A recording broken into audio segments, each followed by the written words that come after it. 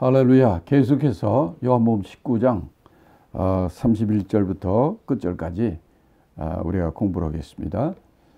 자, 19장은 예수님의 십자가의 죽음에 관한 얘기입니다. 18장 19장 예수님의 십자가의 죽으심까지 최후의 만찬부터 시작해가지고 거기까지 한 여로를 한번 제가 여러분과 같이 나누겠습니다. 자, 맨 처음에 예수님이 이 예루살렘에 들어오셔가지고 최후의 만찬을 예루살렘 성 안에 들어와서 했죠. 그래서 만찬을 끝나고 예수님이 제자들과 함께 간 데가 어디입니까? 겟세마네 동산이죠. 그래서 겟세마네 동산에서 예수님이 잡힙니다. 그래서 간 곳이 어디입니까? 안나스 전 대제사장한테 먼저 가서 거기서 신문을 받고, 그 다음에 이제 가야바 대제사장에 가서 거기에 공회원들과 함께 예수님을 또 신문하죠. 그런 다음에 그들이 예수를 끌고 간 곳이 어디입니까? 빌라도 총독한테 갔죠. 그래서 여기서 빌라도 총독이 7번이나 왔다 갔다 했다고 그랬죠.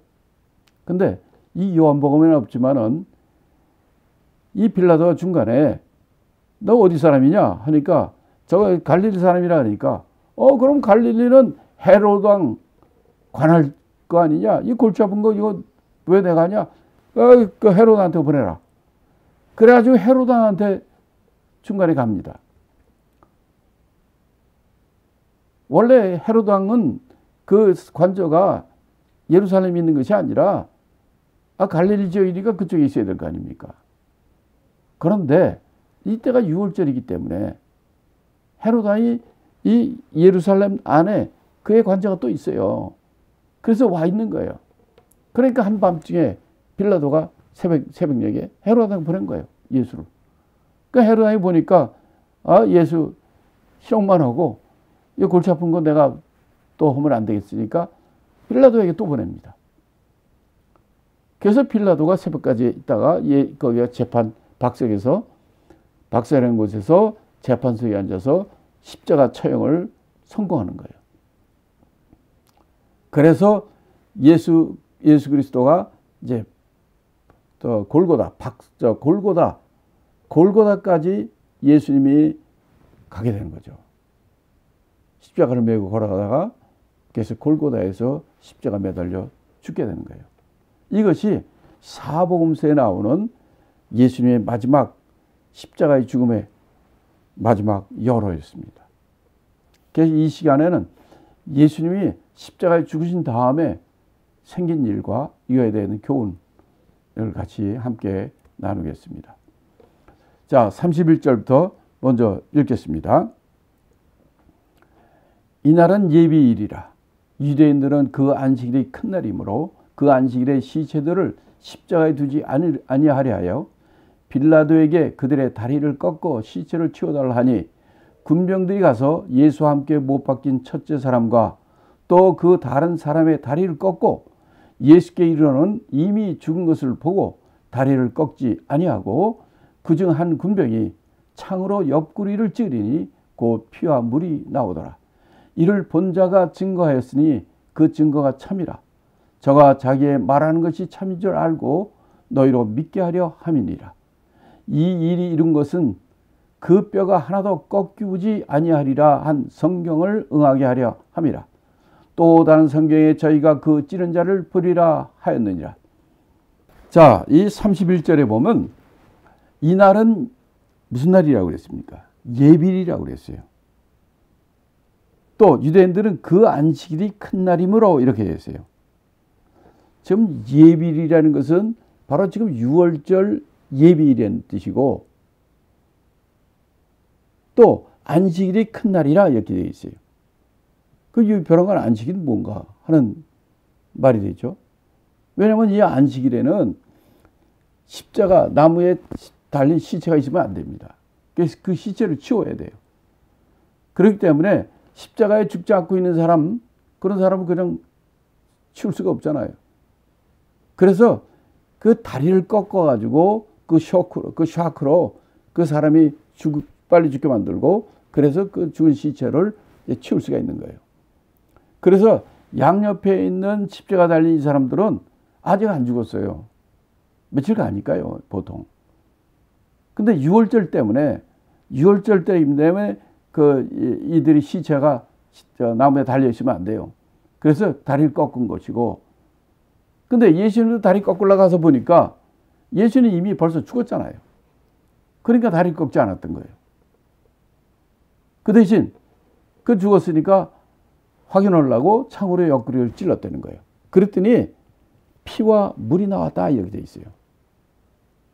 산 사람은 어떻습니까? 산 사람 푹 찔러보세요. 뭐가 나옵니까? 피가 나옵니다. 근데 예수님이 죽은 것이 확인이 되는 거예요. 찔르니까 피도 나오고 물이 나오는 거예요. 피와 물이 분리되는 거죠. 이렇게 예수님께서 이렇게 죽으신 것이 확인이 되는데, 이거는 이제 우리에게 성경의 말씀을 응하는 것을 우리가 알게 됩니다. 그건 뭐냐면, 자, 그 뼈가 하나도 꺾이우지 아니하리라 한 성경을 응하게 한 것이라 그랬어요. 자, 이건 무슨 말이냐면, 6월절, 예수님 6월절에 지금 6월절 어린 양으로 오셔가지고 6월절 어린 양으로 돌아가시는 건데, 6월절 어린 양은 어떻게 되느냐?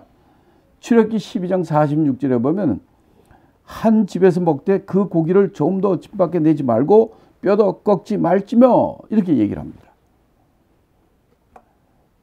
또 민수기 9장 12절에도 6월절에 관한 얘기예요. 아침까지 그것을 조금도 남겨두지 말며 그 뼈를 하나도 꺾지 말아서 6월절 모든 율례대로 지킬 것이니라, 이렇게 말합니다. 그러니까 만약 예수님께서 초막절에 죽으신다면 그는 우리의 구세주가 될 수 없어요. 예수님 6월절 어린 양이시기 때문에. 또 예수님의 6월절에 그렇게 십자가 달려더라도 다리가 꺾이면 6월절 어린 양은 다리를 꺾지 않습니다. 뼈를 꺾지 않아요. 근데 그 말씀까지 다 응하신 거예요. 또 다른 성경에 저희가 그 찌른 자를 버리라 했다는 말씀이 나오죠. 37절에.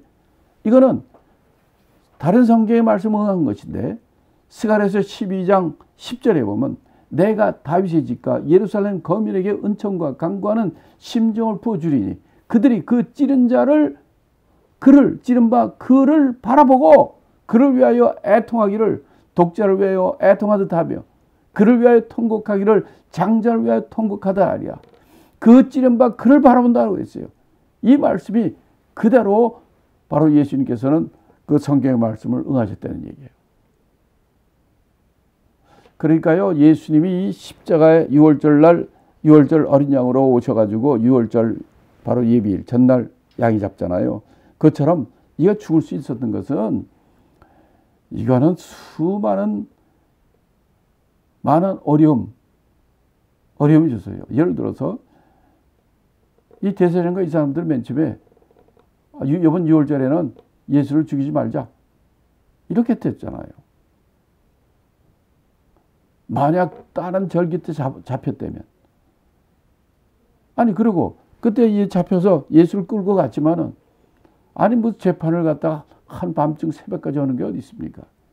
예수님께서는 정말 6월절 어린 양으로서 6월절 전날 잡혀야 되고, 다리가 꺾이지 말아야 되고, 또 돌에 맞아 죽어도 안 되고, 그 많은 고난과 이걸 다 끼고, 또 이들이 새벽까지, 새벽에 재판하는 데가 어디 있습니까?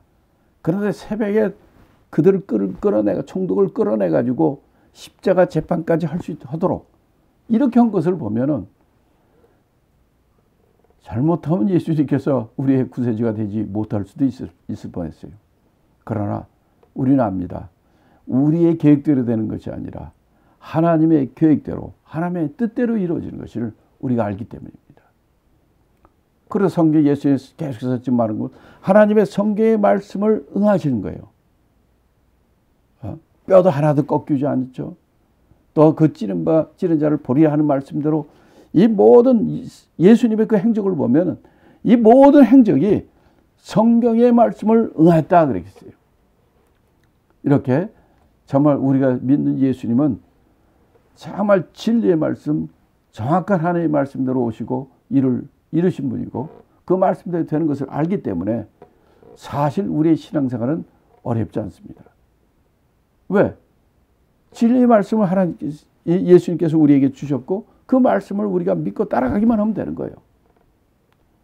자, 그 다음에 이제 38절부터 39절 말씀을 우리가 같이 읽겠습니다. 아리마대 사람 요셉이 예수의 제자나 유대인들을 두려워하여 은회하더니 2일 후에 빌라도더러 예수의 시체를 가져가기를 구하매 빌라도가 허락하는지라 이에 가서 예수의 시체를 가져가니라.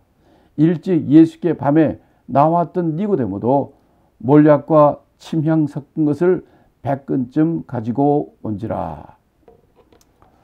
자, 이 37절, 38절, 38절, 39절은 예수님의 장례를 준비한 두 사람에 대해서 얘기합니다. 왜 이것이 가장 중요하냐 하면은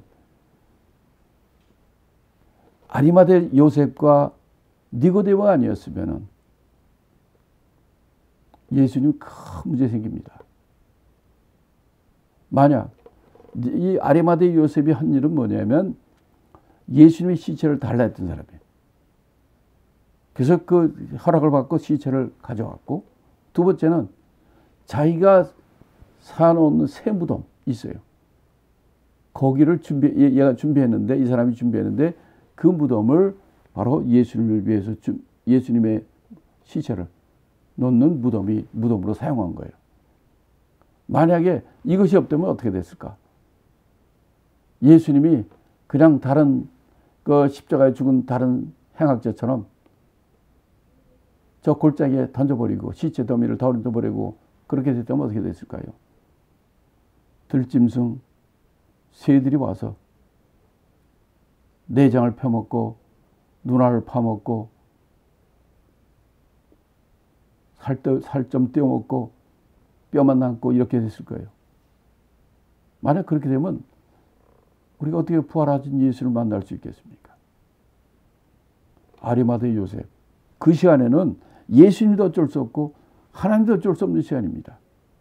이때 아리마대 요셉과 니고데모가 바로 이 모든 어려움과 고난, 힘든 가운데서도 많은 불이익을 당하고 많은 어려움이 없을 그런 상황이지만은 가서 바로 예수님의 시체를 달라고 자기가 준비한 그것을 갖다 놓는 이런 용기, 믿음의 용기가 없었으면 예수님도 정말 큰 곤경에 빠졌을 거라는 생각을 합니다. 이렇게 우리는 예수님이 그분이 자체가 일을 할 수 없을 그때 하나님 앞에 쓰임받고 바로 그 예수님을 일할 수 있는 우리가 되어야 된다고 생각합니다. 그럼 먼저 아리마대 요셉은 어떤 사람이었습니까? 아리마대 요셉은 성경에 보니까 여러 군데가 나오는데요. 마태복음 27장 57절에 보면 아리마대 부자 요셉이라는 사람이라고 얘기합니다. 아리마대 이 요셉은 부자라는 거예요. 또 이 사람도 예수의 제자라는 거예요. 그 다음에 이 아리마대 요셉이 또 누구냐면 마가복음에 보면 15장 43절에 보면 아리마대 사람 요셉이 당돌이 빌라도에 가서 예수의 시체를 달라 하니 이 사람은 어떤 사람이냐? 존귀한 공회원이요 하나님의 나라를 기다린 자라 이렇게 되어 있어요. 부자요 존귀한 공회원이요 또 누가복음 23장 50절에 보면 공회의원으로 선하고 의로운 요셉이라는 사람이 있으니 저희의 결의와 행사에 가타하지 아니한 자요 그는 유대인의 동네 아리마대 사람이요 하나님 나라를 기다린 자라 이렇게 얘기합니다. 공회원이고 선하고 의로운 사람이고 또 이 공회원들의 그 결의와 행사에 가타하지 않고 참가하지 않고 함께 하지 않은 아주 좀 믿음의 사람이라는 거죠. 하나님께서 이 마지막 때에 그런 사람을 준비한 거예요. 그러면 니고데모는 어떤 사람일까요? 니고데모는 요한복음 3장에 예수님께 밤에 찾아왔던 그 사람이 니고데모입니다. 이 사람은 공회원이요, 바리새인이요, 또 이스라엘의 선생인 사람이에요. 근데 이 니고데모가 예수님을 만나고 어떻게 된 줄 아십니까? 거기는 3장에는 더 이상 얘기가 없어요. 근데 요한복음 7장 50절에 보면 이렇게 얘기합니다. 그 중에 한 사람, 곧 전에 예수께 왔던 니고데모가 저희에게 말하되 우리 율법은 사람의 마음을 듣고 그 행한 것을 막기 전에 판결하느냐 하고 바로 공회원들, 바리새인들, 대제사장들한테 이렇게 예수님을 변호하는 거예요. 벌써 그래서 니고데모가 예수님을 믿는 예수님의 제자가 있는 것을 우리가 알 수 있게 되는 거죠. 또 지금 19장에서도 보면 예수님의 시체를 아리마대 요셉이 갖고 왔을 때 바로 예수님의 시체를 위해서, 장사를 위해서 몰약과 침향을 100근이나 갖고 온 사람이에요. 만약 이런 것이 없다면 유대의 장사법의 장례법에 대로 공식적인 바로 예수의 죽음을 옳게 할 수 없을 수도 있었어요. 그러나 유대 장례법대로 예수님은 실제로 죽으시고 법대로 장사를 지내고 3일 만에 부활하게 된 것이죠. 자, 40절부터 42절 마지막 절입니다. 이에 예수의 시체를 가져다가 유대인의 장례법대로 그 향품과 함께 세마포로 쌌더라. 예수의 십자가에 못 박히신 곳에 동산이 있고 동산 안에 아직 사람을 장사한 일이 없는 새 무덤이 있는지라. 이날은 유대인의 예비일이요 또 무덤이 가까운 거로 예수를 거기 두니라. 자, 드디어 예수님을 유대인의 장례법대로 향품과 세마포에 싸가지고 그 무덤에 집어넣었다는 일이죠. 새 무덤에다가 아리마대 요셉에. 자, 그런데 여기 보면 어떤 말이 나오냐면